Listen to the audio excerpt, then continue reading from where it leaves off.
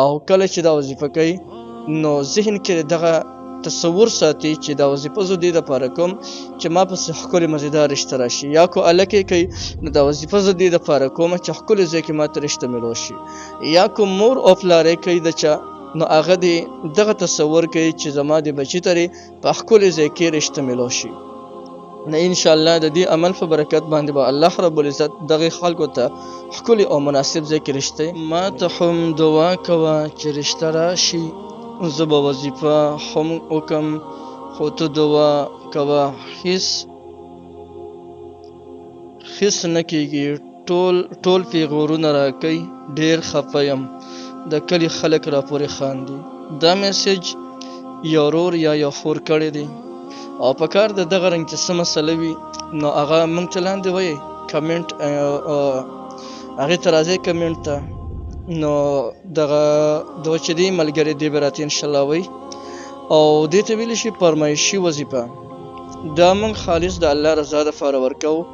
موږ دې باندې چا نه پیسې نه اخلو. اوس د کمې خور چې د کم خور یا رور چې هر څوک یې نوم یې زه شو کومه نه، خو کومه خبره چې کړې ده یقینا د دې تحریر نه پته لګي چې ډېره زیاته ده درد نه ډکه خبره کړې ده. محترمو دغه رور یا خور هر څوک یې دې ته زه ښیم وظیفه ورته ښیم او په دې طریقې سره دی دا کومه وظیفه ورته ښیم دا یو وظیفه دی وکړي انشاءالله دغه بندش د رشتې به الله رب العزت ختم کړي. لیکن د هغې سره یو خبره ضروري زه ګڼم، خبره دا چې د دې وظیفې دپاره څه خاص اصول وي، قواعد وي، ضوابط وي، نو موږ به د هغې اصولو لحاظ لازما ساتو. ګوره کله کله موږ یو کس ته وظیفه ورکړو نو هغه د وظیفې کولو چې څنګه حق وي نو هغسې وظیفه نه کوي، دې وجې نه بیا هغه سر نه کوي، بلکې دا د الله جل شانه اسماء حسنا دي او د حدیث مبارکونه ثابت کلمات دي یا د قرآن مجید آیات دي. موږ زیات تر کوشش د دغې اسماو کوو کوم چې اسماء حسنا دي، یو طرف ته ذکر شي بل طرف ته به د خلکو حاجتونه پوره شي. نو محترمو کلم چې دغسې څه مسله چاته راشي نو بلکل تاسو انباکس ته دغه ته راتلی شئ کمنټ ته او د ملګري دی نه دی به انشاءالله موږ ته به یې ښیي او د هغې مناسب چې کومه وظیفه وي یا یو مجرب عمل وي یا هر څه وي موږ به تاسو ته ښیو. اوس د دوی د حاجت داري چې زه وظیفې کوم، مقصد درې داري وظیفې کوم خو زما وظیفې اثر نه کوي، ډېر زیات خپل ځان ته خفه یم زه او د کلي خلک ما ته پیغورونه هم راکوي، خلک هم راپورې خاندي. نو که دا رور وي او که خور وي یو خبره ورته کوم او دا خبره ضروري خبره ده چې کله موږ وظیفه وښیو نو د وظیفې دپاره خپل یو څو اصول دي د هغې اصولو پابندي به کوو. انشاءالله دې باندې به زه تاسو ته بیا مستقل یو ویډیو هم جوړه کړم چې دې دپاره کم اصول ضروري دي، څنګه چې د تعویض دپاره اصول هغه چې کوم دی دغه شوي ذکر شوي، دغه رنګې د دې وظایفو دپاره هم اصول ذکر شوي دي، هغې باندې مستقل بیان انشاءالله بیا درته وکړم. خو راځئ دوی ته دا وظیفه ښیمه چې د رشتې دپاره یو داسې عمل او وظیفه درته ښیم چې انشاءالله ستاسو کم حاجت وي نو الله رب العزت به د دې وظیفې په برکت سره د ستاسو پوره کړي. محترمو اسانه وظیفه ده، تاسو به د الله جل شانه 3 اسما دي، د دې اسماء مبارکه وظیفه به تاسو راونیسئ. د دې طریقه برته هم مخکې درته دغه اسماء هم بسم الله الرحمن الرحیم نه به شروع وکړئ او بیا به دغه اسماء مبارکو ذکر به تاسو وکړئ. یا محیی یا ودود یا مجیب،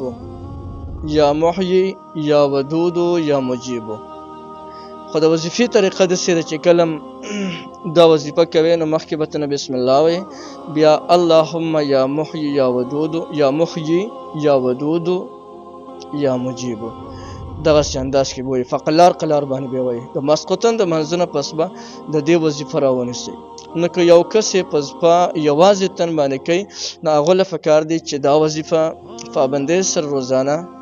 2.5 زره کرته وایي او کله چې دا وظیفه کوي نو ذهن کې دغه تصور ساتي چې دا وظیفه زه دې دپاره کوم چې ما پسې ښکلې مزیدار رشته راشي، یا کو الکې کوي نو دا وظیفه زه دې دپاره کوم چې ښکلې ځای کې ماته رشته میلو شي، یا کو مور او پلار کوي د چا نو هغه دې دغه تصور کوي چې زما د بچی ترې په ښکلي ځای کې رشته میلاو شي. نو انشاءالله د دې عمل په برکت باندې به الله رب العزت دغه خلکو ته ښکلي او مناسب ځای کې رشته میلاو کړي. اوس زمونږ دا بندش ولې راځي، دا مونږ ته پریشانی ولې راځي، دې کې خبرې ډېرې زیاتې دي، ځکه هغې باندې خبرې کوم نو دا وخت ډېر زیات مختصر دی او ویډیو به زمونږ نه اوږده شي. خو یا ساتئ یو زمونږ د کثرت د ګناهونو د وجې نه په مونږ باندې د رشتې بندش راشي یا را باندې یو بل مصیبت او تکلیف راشي. مونږ چې ګناهونه کله په کثرت سره کوو د دې وجې نه مونږ د ډېرو لویو مشکلاتو سره مخامخ شو. نو اول به مونږ د خپل ګناهونه کم کړو. په دویم نمبر کې مونږ کوشش وکړو انشاءالله چې دا هر وخت زمونږ ژبه رطب اللسان وي. رطب اللسان څه معنی ده؟ رطب اللسان معنی دا ده چې هر وخت زمونږ په خولې باندې د الله جل شانه د اسماؤونه یو اسم مبارک ذکر زمونږ خامخا شروع وي. او دا کوم وظیفه چې مې درکړه یا محیی یا ودودو یا مجیبو، دا وظیفه کو شروع وي دا خو نور علانو یوازې رشته نه، هر یو کس به سره د تا سره به د زړه نه مینه ساتي. ان شاء الله کوشش وکړو چې دغه اعمال وکړو او بل کوشش وکړو چې د چا هر قسمه بندش وي نو د هغې دپاره به زه تاسو ته مستقل ویډیو هم جوړم، خو دلته کې مختصر درته وایم چې د تهجد ټیم کې به راپاسې تهجد به وکړې،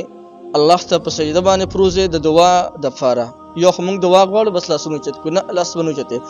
د دعا دپاره به د مانځه نه بغیر په سجده باندې پروزي او په حالت د سجدې کې الله ته اوښکې توی کړه او بیا په حالت د سجدې کې الله نه دعا وغواړه چې څنګه دعا دې هم د الله نه وغوښته هماغسې دعا به دې الله رب العزت پوره کړي، هماغسې دعا به بیا الله رب العزت د ستاسو پوره کړي. دغه رنګې یو بل کس دی هغه وی چې یاره زما بندش دی او زه دغه بندش چې زما ختم شي یو خاص وظیفه، نو دا وظیفه د هغې خلکو دپاره هم ده چې هغه وی زما لارې چارې مکمل بند دي. یا یو کس وی چې زما ته ډېره سخته پریشانی راغلی ده او زه غواړم چې د دې پریشانۍ نه ماته نجات میلاو شي، نو که دا وظیفه هغه رونه هم شروع وکړي نو انشاءالله د دې وظیفې په برکت باندې به د دغې رونو تمام پریشانۍ هم ختم شي. یو ورور دی یا یو خور ده او هغه په لویو مشکلاتو کې ګیر دی او داسې مشکلات دي چې د هغې سکون یې بالکل ختم کړی دی. بعضې مشکلات هغه د حد نه سیوا شي، بعضې پریشانۍ د حد نه سیوا شي. نو که د چا سکون د بالکل ختم شوي او هغه رونه او هغه خویندې دا وظیفه راونیسي نو انشاءالله هغه تمام مشکلات او هغه تمام پریشانۍ به الله رب العزت د دې مبارکې وظیفې په برکت سره ختم کړي. دې نه علاوه دا وظیفه که یو انسان راونیسي او خپله خاص وظیفې جوړه کړي، یعنی په ناسته ملاسته ولاړه په هر حالت کې د دې انسان په خولې باندې دا یو وظیفه شروع وي نو انشاءالله چې دې وظیفې په برکت باندې به الله رب العزت تمام بندې لارې چارې اوارې کړي او څه قسمه مشکلات چې وي تمام مشکلات به ختم شي او څه قسم پریشانی هغه به ختم شي. او بالخصوص د دې رور یا د دې خور دپاره ما دا ویډیو وکړه نو دغه رنګې انداز کې که تاسو دا وظیفه وکړئ نو انشاءالله چې د ستاسو به کم بندش وي هغه بندش به الله جل شانه آسان کړي او زه به انشاءالله دعاګانې هم کوم الله تعالی ستاسو د ټولو مشکلات ختم کړي.